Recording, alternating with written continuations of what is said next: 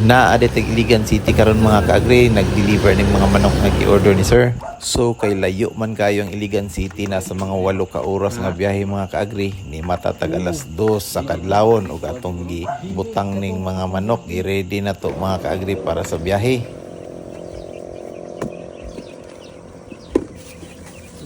Isa sa pinaka-importante kayo na ginabuhat na to mga kaagri kung long distance atong biyahe, kay nag-aabri ta kanunay sa ato ang bintana aron na ay fresh air nga mosulod sa pasakyanan.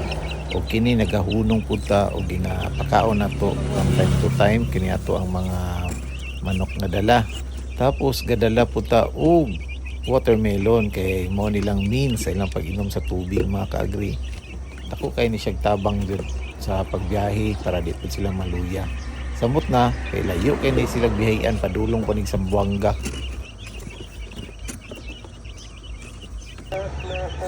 Salamat para sa Kinilaw. So far, uptick tanan.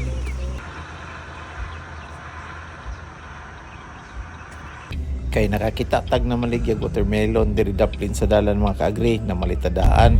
Gamay na lang jud mga kaagri, maabot na ta diri karon sa Iligan City. Ug sa dihang naabot na tag Iligan City mga kaagri, diri rami nag-meet up ni Sir Kilid sa Maria Cristina Falls nga dalan. Atong ipakita tanan ni Sir no ato ang stocks nga dala. Uptick kaayo puros tanan. Ug kabalo ko excited po na sila Sir. Kaya, rihan na yun na ni mo di aron sir ba? Nakakay hangin, takwa ng hangin. Nagkiti, ala, nagkiti. Naapilayo ang biyahe ng manuka. Layo din nga. Kwani ka pakapin eh, kwani. Kwani ka pakarga gani anak ang lista din eh. 33 ni ka babae. Grabe, 10 minutos rata diri sa Iligan City mga kaagri, human. Sibat dayon ta uli dayon tag Digo City kay daghan po tag mga buluhaton.